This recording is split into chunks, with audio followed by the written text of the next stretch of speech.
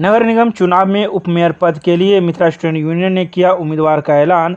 सुमित्रा देवी होगी एमएसयू के उपमेयर की उम्मीदवार। मिथिला स्टूडेंट यूनियन के द्वारा बुधवार को एक प्रेस कॉन्फ्रेंस कर उपमेयर पद का ऐलान किया गया।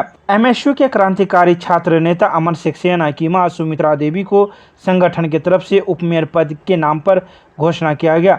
सबसे पहले बाबा नागा अर्जुन की प्रतिमा पर माला पहनाकर प्रेस वार्ता की शुरुआत की गई।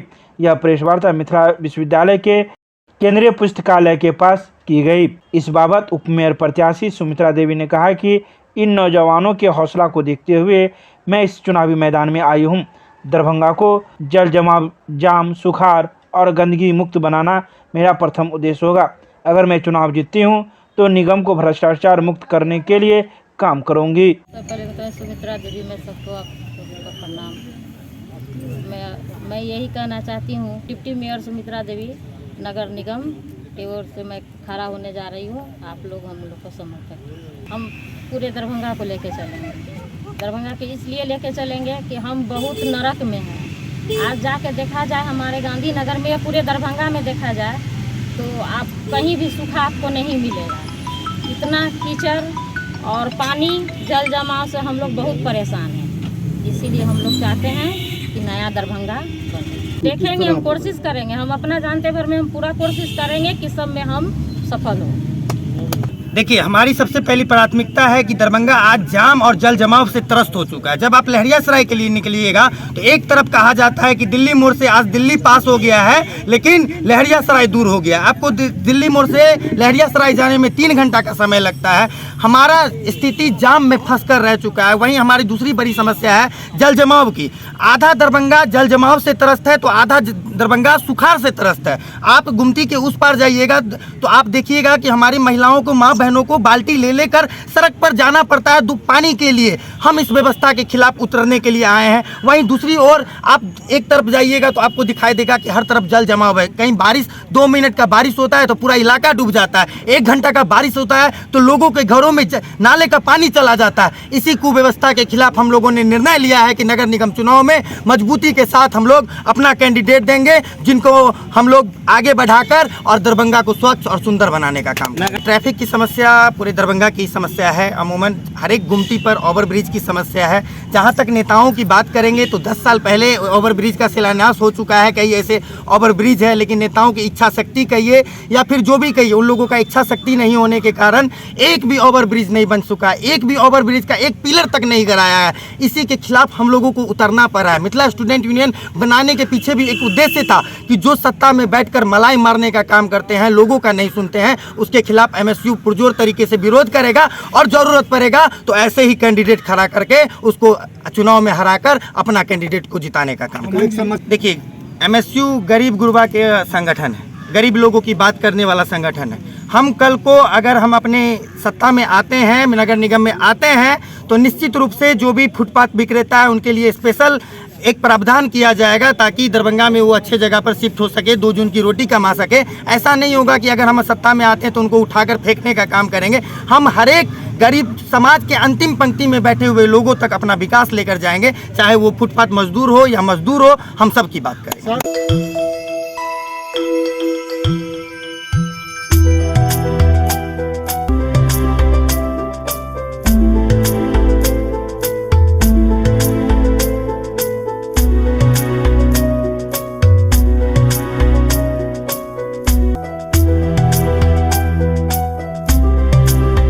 मिथिला विश्वविद्यालय के कुलपति ने विश्वविद्यालय परिसर में बन रहे 4 तरह के लैब एवं स्टूडियो का किया औचक निरीक्षण, दिए कई दिशा निर्देश। मिथिला विश्वविद्यालय के कुलपति प्रोफेसर सुरेंद्र प्रताप सिंह ने विश्वविद्यालय परिसर में बन रहे 4 तरह के लैबों एवं स्टूडियो का भौतिक निरीक्षण किया। इस अवसर पर कुलपति ने कहा कि विश्वविद्यालय अपने शोध कार्य हेतु जाना जाता है। शोध का लाभ शिक्षकों तथा छात्रों के साथ ही समाज को भी मिलता है। उन्होंने कहा कि ऑडियो, वीडियो एवं शोध कार्य हेतु लैब बनाने की हमारी बड़ी योजना है, जिसका लाभ सभी संकायों के छात्रों, शिक्षकों के साथ ही शोधार्थियों को भी मिलेगा। इस अवसर पर कुलसचिव प्रोफेसर मुश्ताक अहमद, विश्वविद्यालय के दूरस्थ शिक्षा निदेशालय के निदेशक प्रोफेसर अशोक कुमार मेहता, IQAC के निदेशक डॉक्टर जिया हैदर, डॉक्टर अवनी रंजन सिंह तथा IT सेल के कर्मी गणेश पासवान व ST हसन आदि मौजूद थे। योजना बड़ी भारी है, विश्वविद्यालय रिसर्च के लिए जाना जाता है और रिसर्च फैसिलिटी कैसे एक्सटेंड किया जाए, कैसे विस्तारित किया जाए, वो काम इस सेंटर पर हो रहा है। जो आर्ट्स के स्टूडेंट के लिए, सोशल साइंसेज के लिए, साइंस के लिए, सब जो रिसर्च के काम है उसका ये लैब तैयार हो रहा है।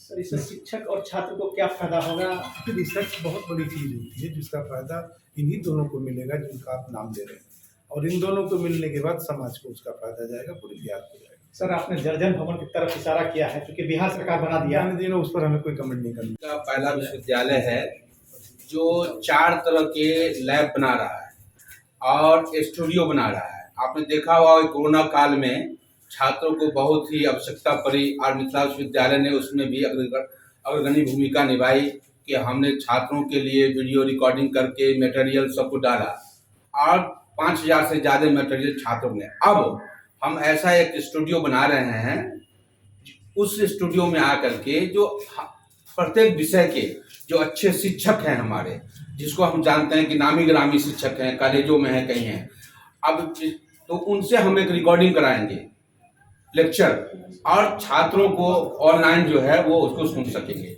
उसी तरीके से इकोनॉमिक्स विभाग, ज्योग्राफी विभाग, साइंस विभाग में शोध होगा और शोध के लिए जो आवश्यकता था वो अभी तक विश्वविद्यालय में नहीं था। तो 50 साल के का जो विश्वविद्यालय हो गया है अमृत वर्ष के पर माननीय कुलपति प्रोफेसर एस पी सिंह साहब का जो ख्वाब है कि विश्वविद्यालय को हम राज्य के विश्वविद्यालयों में शोध के क्षेत्र में, अन्य क्षेत्र में हम बड़ा काम कर रहे हैं।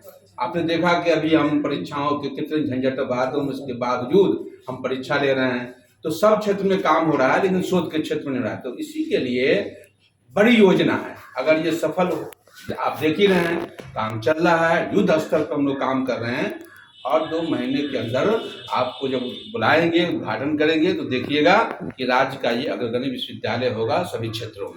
एक करण क्लासेज इंडियाज नंबर 1 अब ज्ञान सरिता पब्लिक स्कूल रोहेलागंज कैदराबाद में हम कराते हैं bank, railway, SSC, CSAT, CTT, management, defence and all other general competition exam की तैयारी।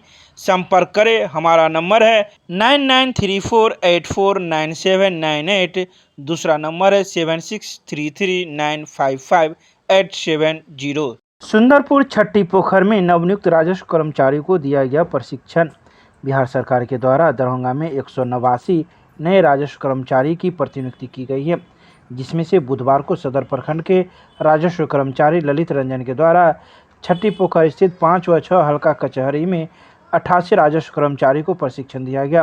प्रशिक्षण के दौरान उन्हें कई बातों की जानकारी दी गई कि किस प्रकार से लोगों से कागजात लेने हैं, किस प्रकार से उसे समझाने हैं और लोगों को अगर कोई समस्या हो तो उस समस्या का निदान किस प्रकार से करना है, सहित कई बातों को नवनियुक्त राजस्व कर्मचारी को बताया गया।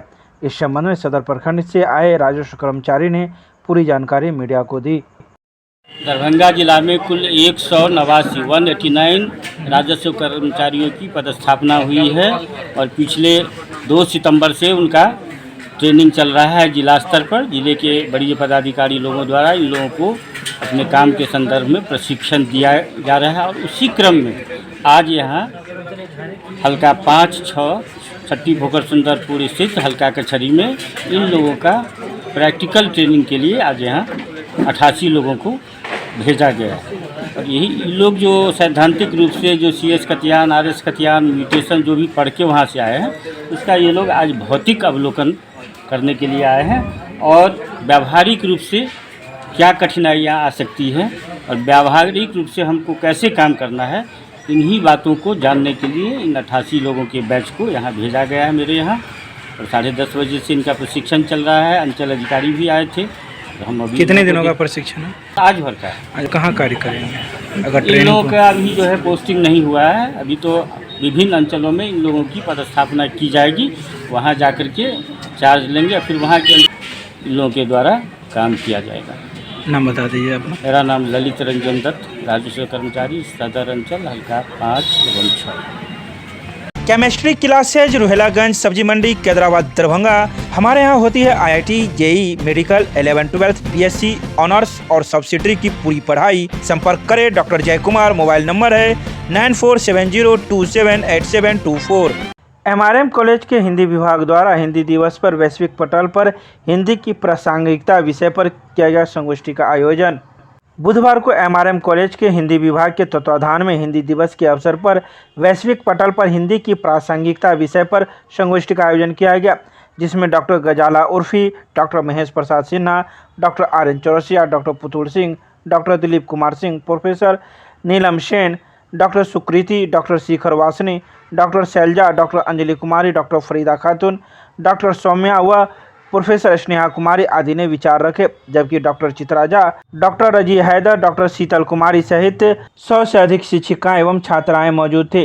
अध्यक्ष संबोधन में प्रभारी प्राचार्य डॉक्टर गजाला उर्फी ने कहा कि हमें हिंदी में बातचीत करने में कोई झिझक नहीं होनी चाहिए। इसे सर्वमान्य भाषा बनाने के लिए हमें पहल करनी होगी तथा हिंदी को सम्मान देना होगा।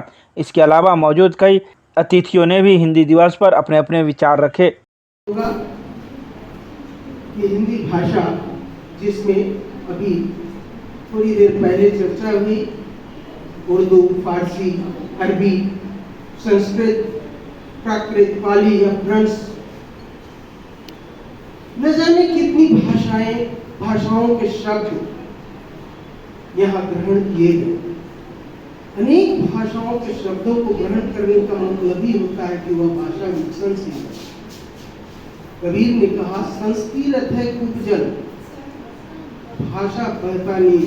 वहाँ संस्कृत कहने से संस्कृत भाषा से का तात्पर्य हम नहीं समझे, बल्कि एक उपमंडुकता को समझ कर चले तो स्थिति स्पष्ट होकर चलेगी कि एक कुएं में यदि एक मेढक है तो उसको लगता है कि पूरी दुनिया इतनी ही बड़ी है।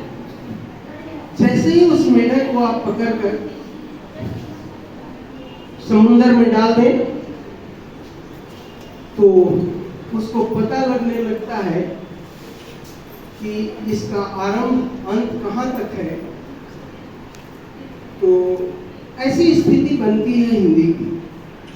कबीर ने कहा, संस्कृत है उपजल, भाषा बहता नीर, भाषा बहते हुए नीर के समान है, उसे कोई रोक नहीं सकता है, वह अवरुद्ध। दिल्ली पब्लिक स्कूल कैदराबाद दरभंगा में हिंदी दिवस कार्यक्रम पर किया गया आयोजन। बुधवार को दिल्ली पब्लिक स्कूल कैदराबाद दरभंगा में हिंदी दिवस समारोह हर्ष एवं उल्लास के साथ मनाया गया। कार्यक्रम का शुभारंभ विद्यालय के निदेशक, प्रधानाचार्य एवं उप प्रधानाचार्य के द्वारा दीप प्रज्वलन एवं विद्यालय के छात्र छात्राओं के द्वारा स्वागत गान की प्रस्तुति के साथ किया गया। मुख्य अतिथि के रूप में शोएब अहमद खान ने उपस्थित प्रतिभागियों को हिंदी दिवस की बधाई देते हुए बताया कि हिंदी सर्वाधिक बोली जाने वाली भाषा में से एक है, हमें हिंदी के महत्व को समझना चाहिए। प्रधानाचार्य ने अपने संबोधन में कहा कि हिंदी से हमारा स्नेह आदिकाल से रहा है, लेकिन वैश्विक मांग के कारण अंग्रेजी में निपुणता वक्त की मांग है, परंतु हमें हिंदी में भी उतनी ही प्रवीणता प्राप्त करनी होगी। उन्होंने हिंदी के उत्थान को स्वाभिमान से जोड़ा है। इसके अलावा अन्य कई लोगों ने भी अपने अपने विचार इस हिंदी दिवस के अवसर पर रखा। विश्वविद्यालय थाना पुलिस ने भारी मात्रा में बरामद की नेपाल निर्मित सोफिया शराब। विश्वविद्यालय थाना पुलिस के द्वारा कैदराबाद पुराने बस स्टैंड के झाड़ी में नेपाल निर्मित सोफिया शराब बरामद की है। विश्वविद्यालय थाना पुलिस को यह गुप्त सूचना मिली थी कि नेपाल निर्मित सोफिया शराब भारी मात्रा में कैदराबाद के पुराने बस स्टैंड में रखी हुई है। तभी थाना के द्वारा गश्ती के दौरान इस शराब को बरामद कर लिया गया। बता दें कि यह नेपाल निर्मित सौरभ सोफिया शराब है, जिसको पुलिस ने जब्त कर थाने ले आई है और इस बारे में पुलिस जांच में जुट गई है कि आखिर यह शराब किसने यहां लाई थी और यह किसका है।